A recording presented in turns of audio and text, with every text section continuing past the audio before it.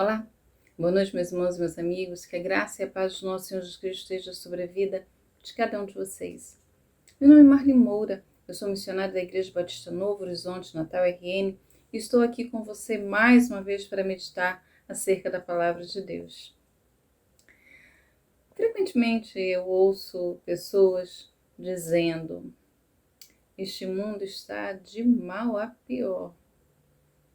Ou eu não sei aonde vamos parar por causa das situações que nós temos visto. Outras expressões aí que querem dizer a mesma coisa. Que aquilo que se vê no mundo, né, as barbaridades que vemos, assusta. Parece que as pessoas perderam aí seus valores, o respeito, parece que a vida humana não tem mais valor. Os relacionamentos são descartáveis.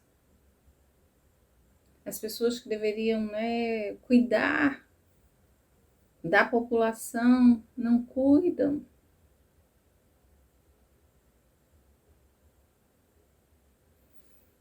E pensando nisso, eu me lembrei, que essas coisas que a gente vê difíceis acontecendo são coisas novas, né? Se você olhar na história, você vai perceber que momentos como esses, mudam os atores, mas momentos como esses, já se vivenciou e outros tantos ainda vivenciaremos. A grande questão não é exatamente, como o mundo está.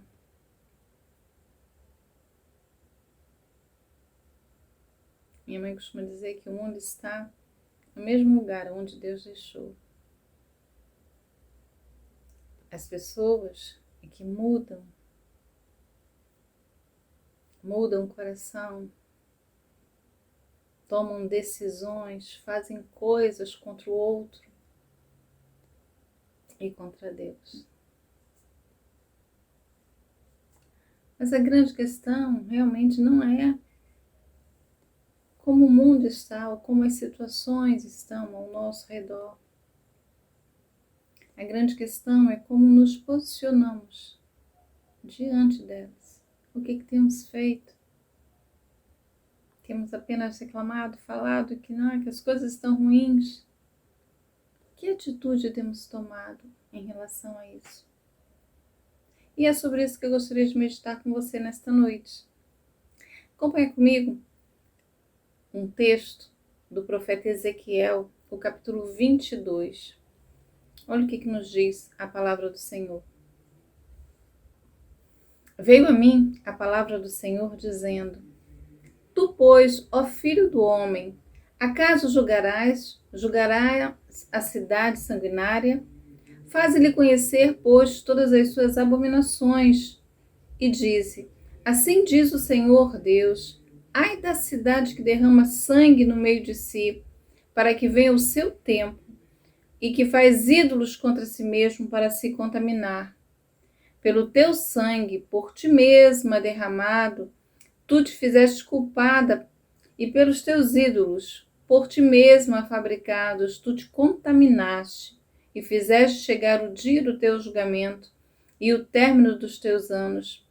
Por isso, eu te fiz objeto de opróbrio das nações e de escárnio de todas as terras. As que estão perto de ti e as que estão longe escarnecerão de ti, ó infamada, cheia de inquietação.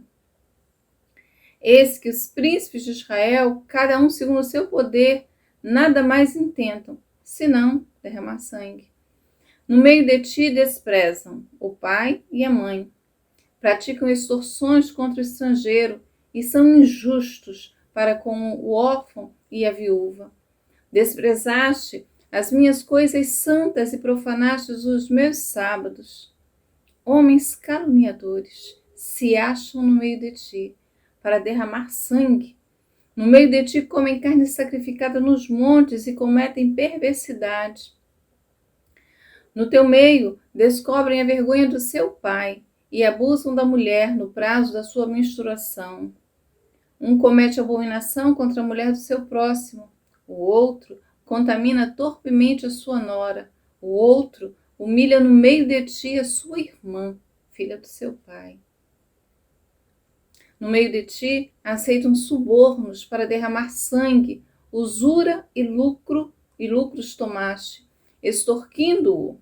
Exploraste o teu próximo com extorsão, mas de mim te esqueceste, diz o Senhor Deus.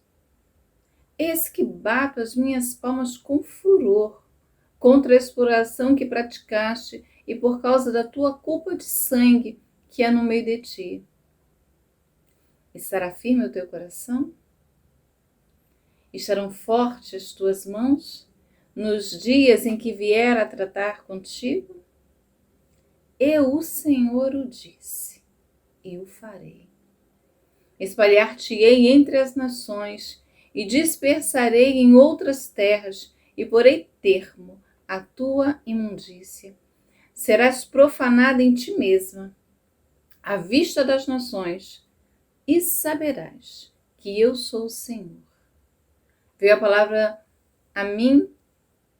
do Senhor a mim, dizendo: Filho do homem, a casa de Israel se tornou para mim uma escória. Todos eles são cobre, estanho, ferro e chumbo no meio do forno. Em escória de prata se tornaram. Portanto, assim diz o Senhor Deus: pois que todos vós vos tornaste em escória, eis que vos ajuntarei no meio de Jerusalém, como se ajunta a prata, e o cobre, e o ferro, e o chumbo, e o estanho no meio de um forno, para soprar o fogo sobre eles, a fim de se fundirem. Assim vos ajuntarei na minha ira e no meu furor, e ali vos deixarei e fundirei. Congregar-vos-ei, e assoprarei sobre vós o fogo do meu furor, e sereis fundido no meio de Jerusalém. Como se funde a prata no meio do forno, assim sereis fundidos no meio dela. E sabereis que eu, o Senhor, derramei o meu furor sobre vós. Veio a mim a palavra do Senhor, dizendo: Filho do homem, dize-lhe: tu és terra que não está purificada e que não tem chuva no dia da indignação. Conspiração dos seus profetas há no meio dela, como um leão que ruge, que arrebata a presa, assim eles devoram as almas. Tesouros e coisas preciosas tomam. Multiplicam-se as suas viúvas no meio dela. Os seus sacerdotes transgridem a minha lei e profanam as minhas coisas santas. Entre o santo e o profano não fazem diferença. Nem discernem o imundo do limpo, e dos meus sábados escondem os olhos. Assim sou profanado no meio deles. Os seus príncipes no meio deles são como lobos que arrebatam a presa para derramarem o sangue, para destruírem as almas e ganharem lucro desonesto. Os seus profetas lhe encobrem isto com cal, com visões falsas, predizendo mentiras e dizendo: assim diz o Senhor Deus, sem que o Senhor tenha falado. Contra o povo da terra praticam extorsão, andam roubando, fazem violência ao aflito e ao necessitado, e ao estrangeiro oprimem sem razão. Busquei entre eles um homem que tapasse o muro e se colocasse na brecha perante mim, a favor desta terra, para que eu não a destruísse, mas ninguém achei. Por isso, eu derramarei sobre eles a minha indignação, com o fogo do meu furor, os consumirei. Fiz cair-lhe sobre a cabeça o castigo do seu procedimento, diz o Senhor Deus. Eu li todo o capítulo 22 nesta hora. Você começa aqui o capítulo 22, de Ezequiel, e você percebe que está falando aí sobre os pecados de Jerusalém. Ele está falando aí acerca dos pecados de Jerusalém. Ele vai falar aí sobre derramamento de sangue que está acontecendo. E vai mostrar também qual é o resultado, né? Por que isso está acontecendo?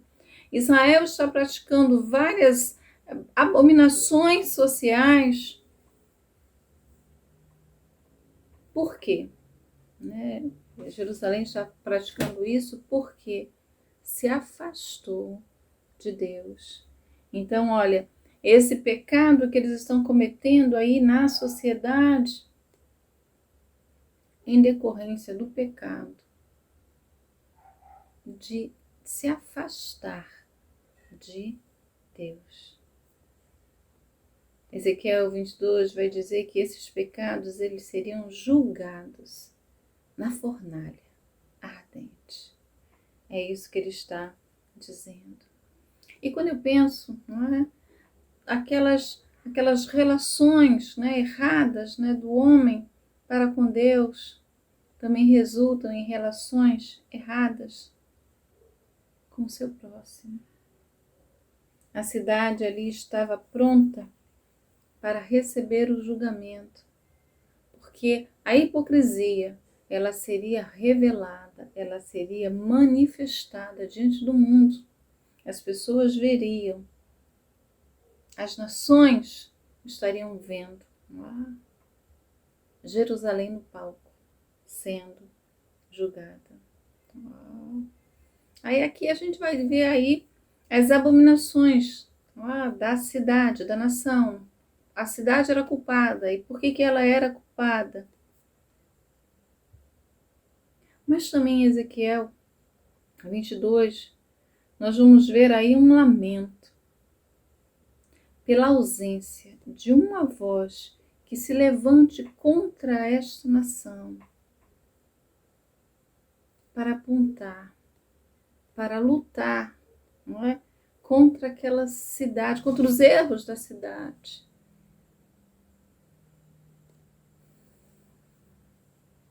E por isso, pelo erro do povo, o julgamento estaria ocorrendo. Não é? Os líderes eram ímpios e eles fizeram várias atrocidades na nação. Então você vê aí vários pecados que são tratados nesse primeiro oráculo, né? A gente vê um primeiro oráculo aqui. Ele vai estar falando acerca dos pecados, né? Da idolatria, da negligência para com o Senhor, né? Então essa negligência para com o Senhor vai ser a raiz de todos os outros problemas, né? Eles estavam aí se voltando para os ídolos, eles estavam desprezando as coisas santas, eles estavam profanando o sábado. Eles, nos montes, eles comiam aqueles sacrifícios, né, ofertados aos deuses.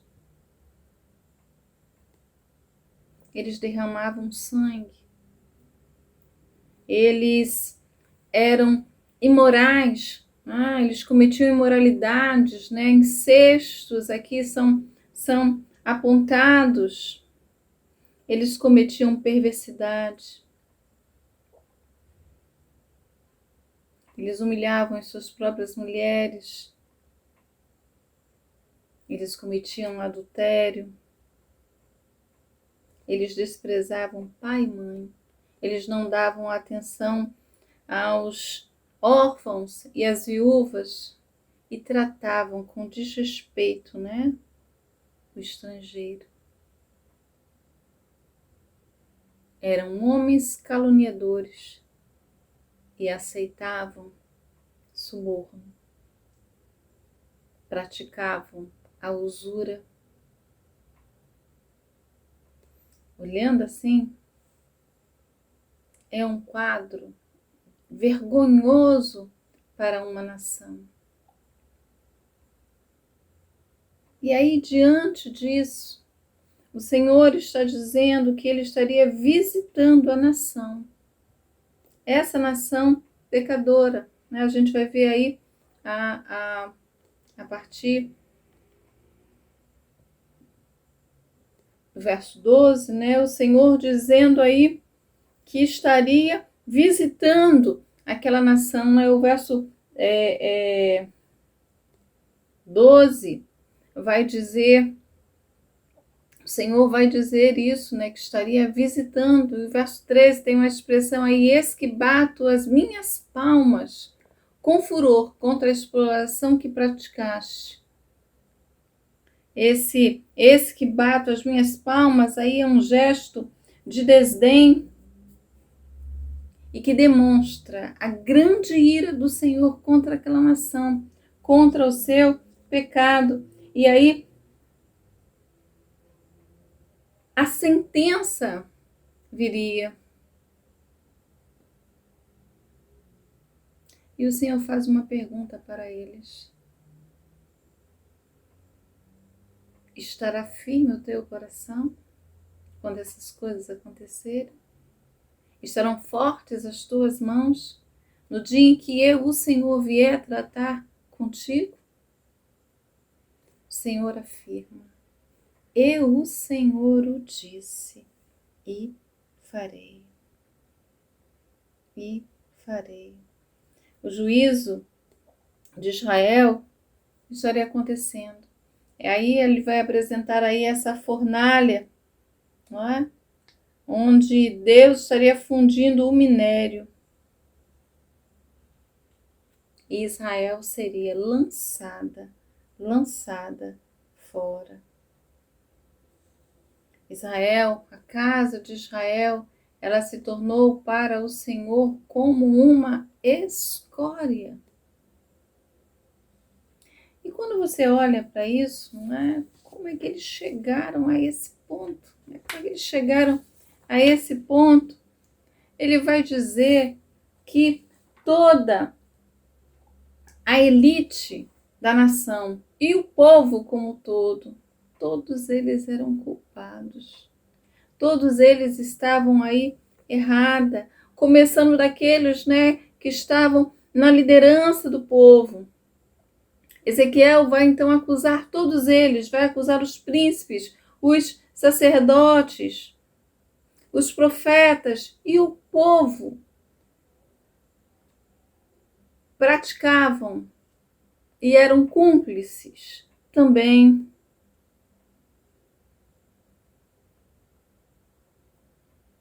Olha aí o pecado que eles cometiam. Você vai perceber aí que os sacerdotes, eles estavam violando a lei. Os sacerdotes estavam profanando as coisas santas. Eles não faziam diferença aí entre o santo e o profano. Eles não discerniam entre aquilo que era impuro e o puro. Eles não estavam guardando o sábado. Os príncipes, o texto vai apresentar como lobos que arrebatam a presa. Vão ser apresentados como derramando sangue, destruindo vidas, obtendo lucros desonestos. E os profetas? O que os profetas estavam fazendo ali?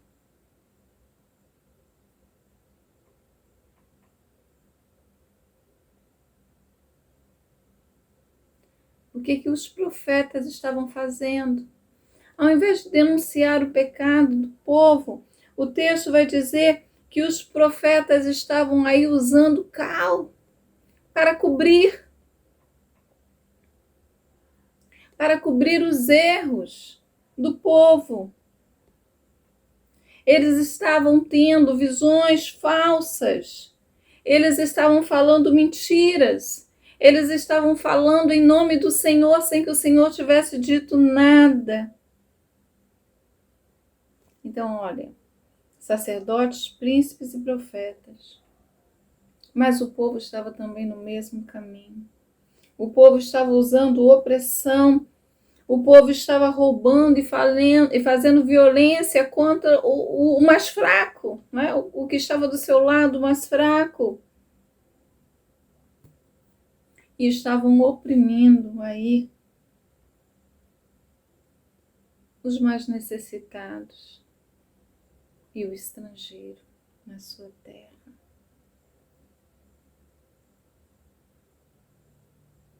Que quadro lamentável, né? Que quadro triste. Lembre-se que o pecado, ele tem um pagamento. A Bíblia vai dizer isso, não é? Que o salário do pecado é a morte. Não tem como ser diferente.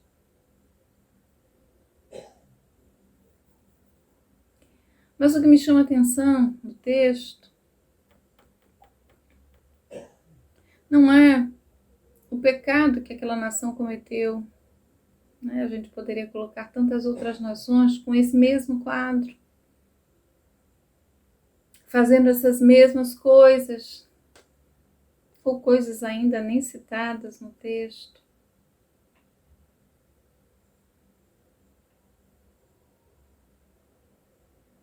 Mas o que me chama a atenção no texto é quando o Senhor diz, o lamento do Senhor, quando diz que procurou um homem que se levantasse e reparasse o muro, as brechas perante ele, para que ele não destruísse a terra. E busquei dentre eles um homem que estivesse tapando o muro. Eu procurei alguém que fizesse isso.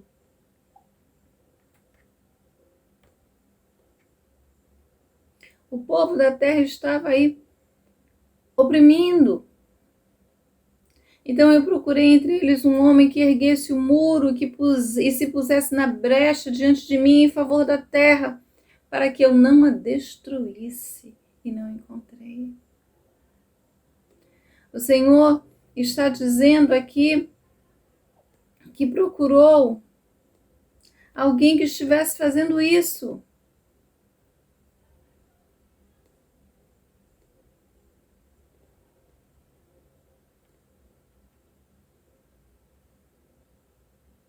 Que se colocasse na brecha.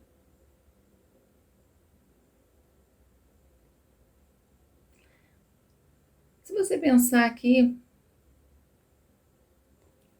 você vai ver que as cidades, né, eram cidades muradas. As cidades, na antiguidade, eram aquelas cidades que tinham aqueles muros, que tinham portões.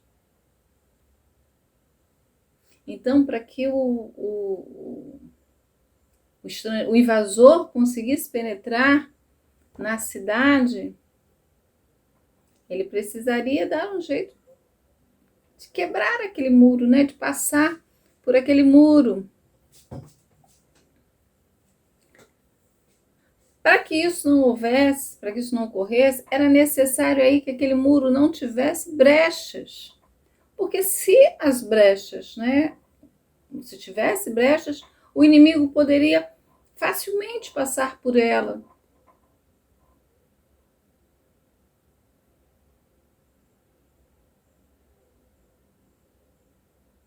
O Senhor diz que procurou alguém que erguesse aquele muro, que levantasse aquele muro e que tapasse as brechas.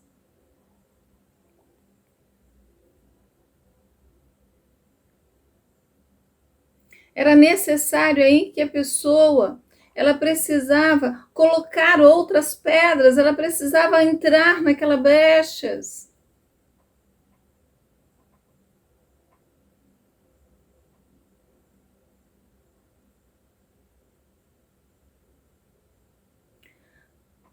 O Senhor diz que procurou alguém que lutasse em favor daquele povo.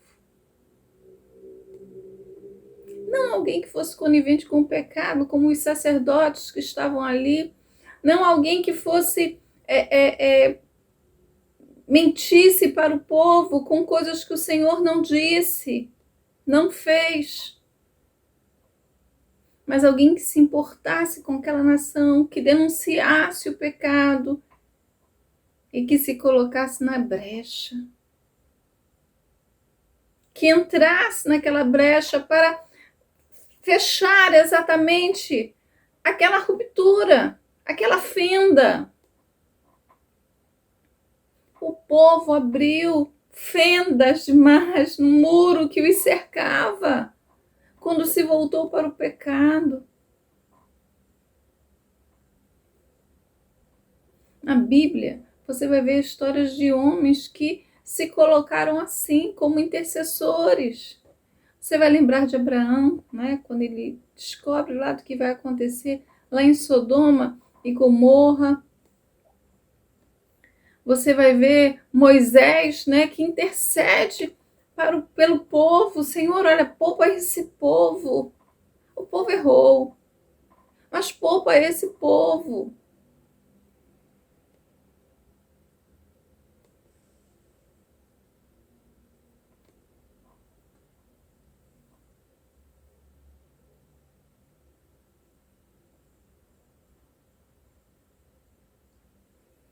O Senhor quer que pessoas se coloquem, não para mudar a sentença, né? Quem profere a sentença é o juiz, mas alguém que se coloque para que o povo consiga entender o seu pecado. Uma das primeiras coisas para que você mude é você reconhecer que está errado, não é assim? Muitas vezes, né, eu já até falei isso, né, você conversa com alguém, né, sobre algo que ele fez de errado e ele não reconhece, ele procura justificar o seu erro. Ah, mas fulano fez assim, mas ciclano faz assim. Ah, mas no passado eu fiz dessa forma. Mas não para perceber o que está errado. Realmente eu errei. Eu falei aqui. Mas eu vou consertar. Deus olha com lamento.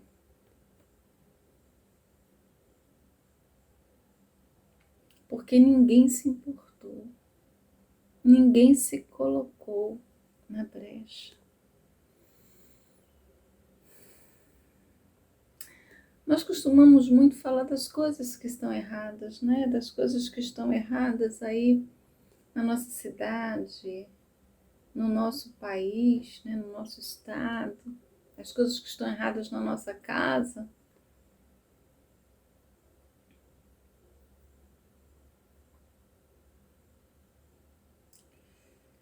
Mas nem sempre nós queremos pagar o preço de nos colocarmos na brecha da intercessão, de nos colocarmos como aqueles, né, que estão ali para interceder, para mostrar da forma correta, da forma como Deus quer, os erros que estão ocorrendo.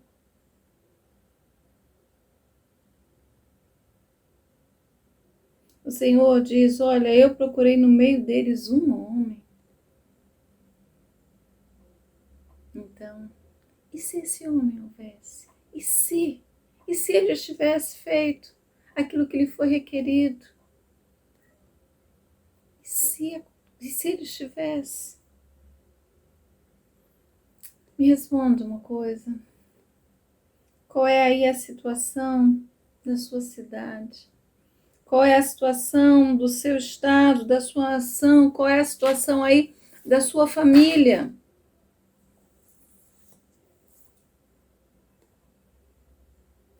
Será que hoje o Senhor não está buscando alguém que se coloque na brecha? Que se coloque aí na intercessão?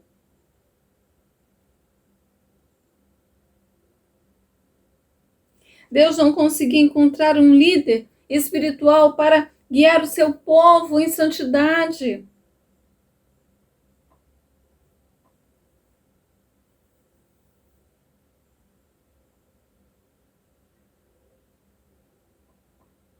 O muro ali, né, possivelmente derrubado por causa do cerco.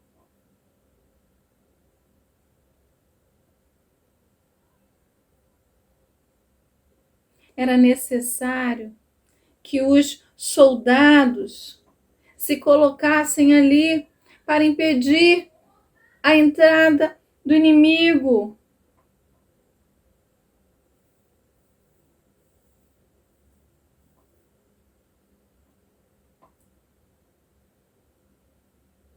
Se coloque na brecha.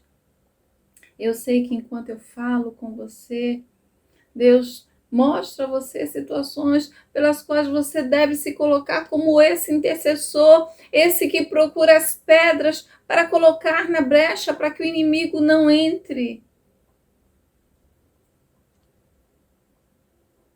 Não alguém conivente com o pecado, viu?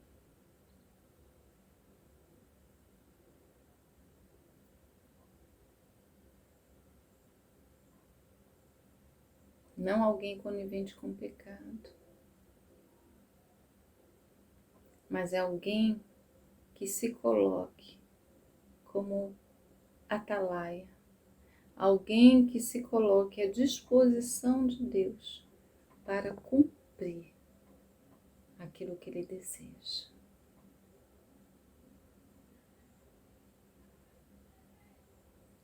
Você crê que isso é possível?